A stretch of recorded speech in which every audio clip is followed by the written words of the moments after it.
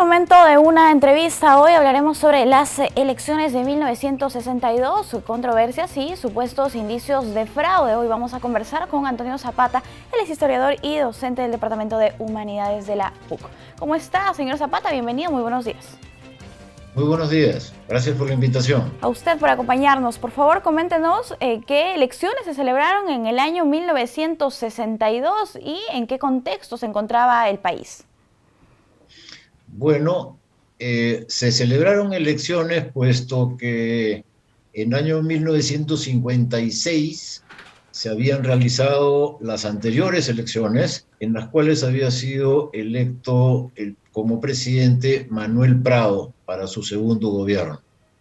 Y las leyes de aquella época indicaban que el periodo electoral era de 6 años, a diferencia de nuestros días que es 5, como todos sabemos. Pues bien, dado ello, tocaba realizar elecciones en 1962 y estas se llevaron adelante. 3 fueron los candidatos principales, respectivamente Haya de la Torre, por una alianza entre el APRA y el partido de gobierno de aquel momento, que era el Movimiento Democrático Pradista, el MDP. En segundo lugar, Fernando de la Hunde, que competía por Acción Popular, partido que había fundado hacía pocos años. Y tercero quedó el general Manuel Odría, que lideraba un movimiento que llevaba su nombre, Movimiento Unión Nacional Odrista, y quedó tercero.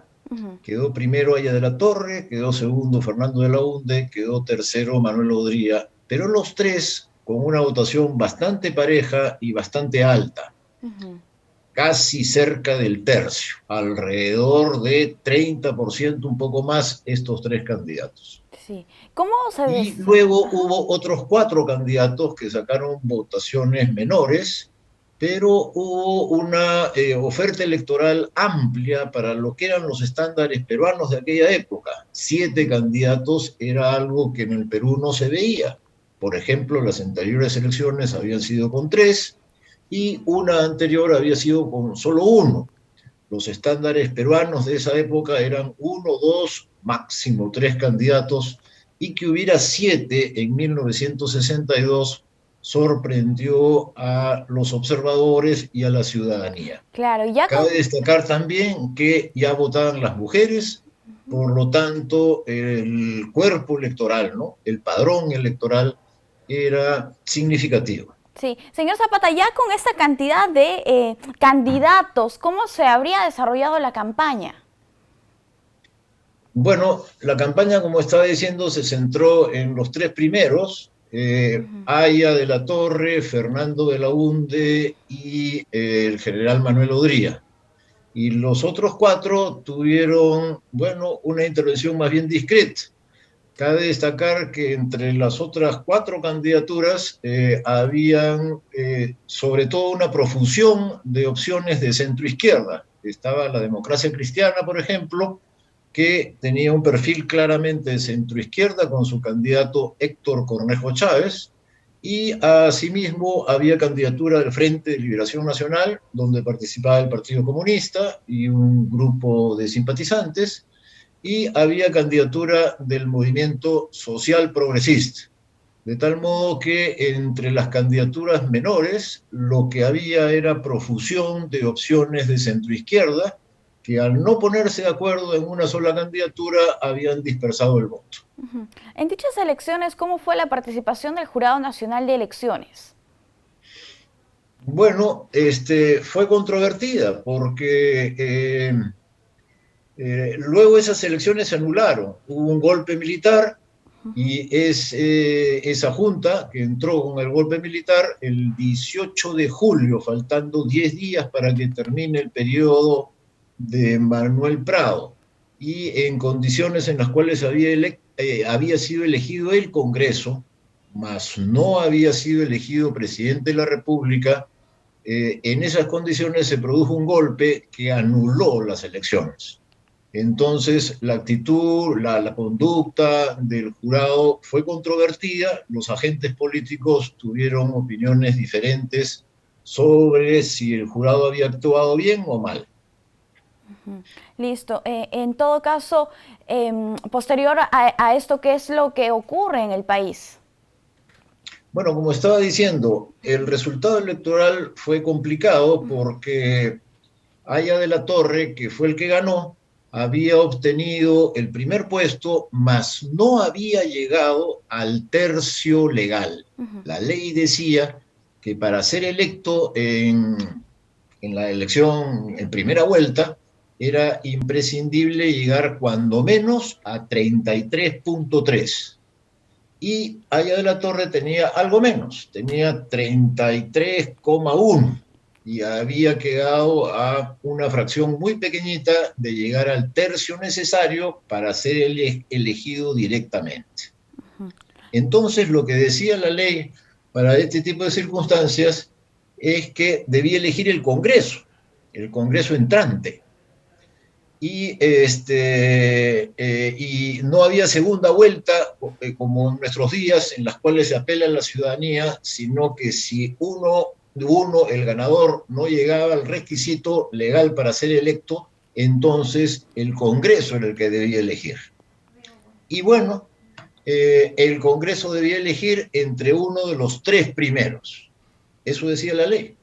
Entonces, estaba pendiente que el 28 de julio se instalara el Congreso. Instalado el Congreso el 28 de julio, su primer acto debería ser elegir presidente de la República, entre Haya, Belaunde y Odría. Y eso dio pie a que se empiecen a cocinar pues fórmulas.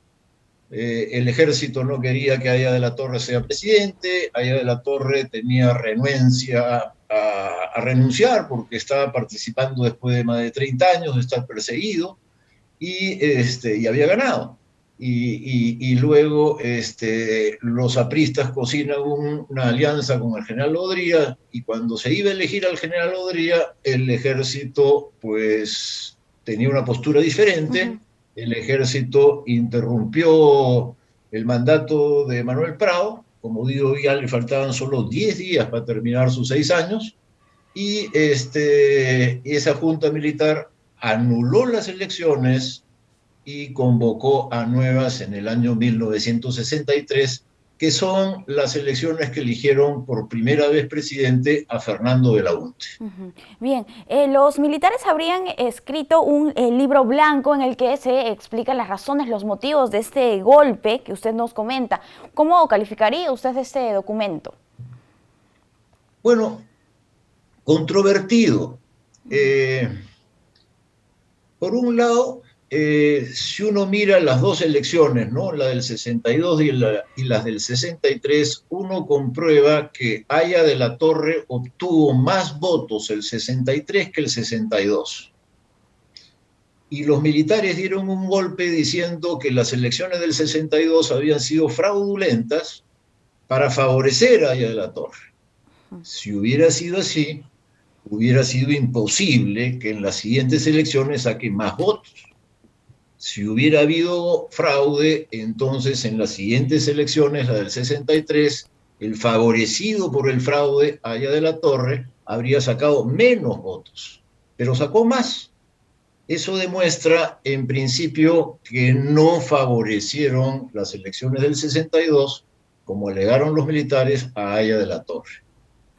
Pero había un segundo alegato, y ese segundo alegato era que el jurado habría facilitado la inscripción de una serie de listas y no habría sido riguroso en la inscripción de las listas. ¿Para qué? Para que hubiera, como hubo, profusión de listas de centro-izquierda y debilitaran a Belaunde. Entonces, el segundo argumento de los militares, el fraude habría consistido en aceptar que se inscriban muchos para debilitar a Belaunde. Ese segundo argumento, pues, parece más sólido que el anterior.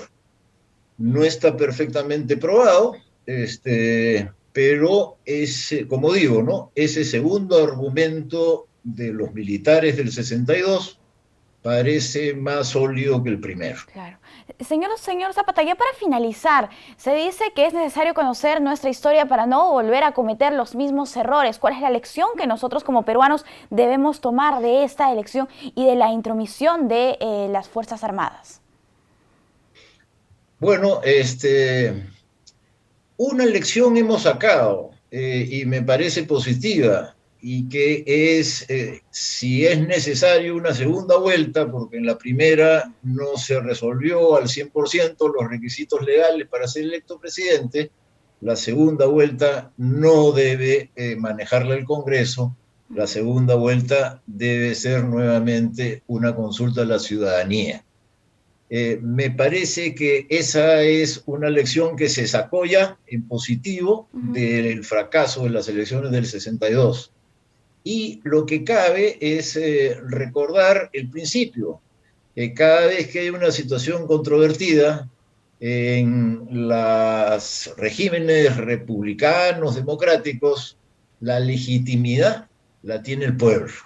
De tal manera que esa, creo, es una lección como permanente que se desprende de esta y de otras trágicas situaciones que ha vivido el Perú. Bien, importante. Gracias, señor Zapata, por acompañarnos aquí en JN Noticias. Hasta luego. Hasta Gracias una a próxima ustedes. oportunidad. Nosotros tenemos que hacer una pausa. Volvemos.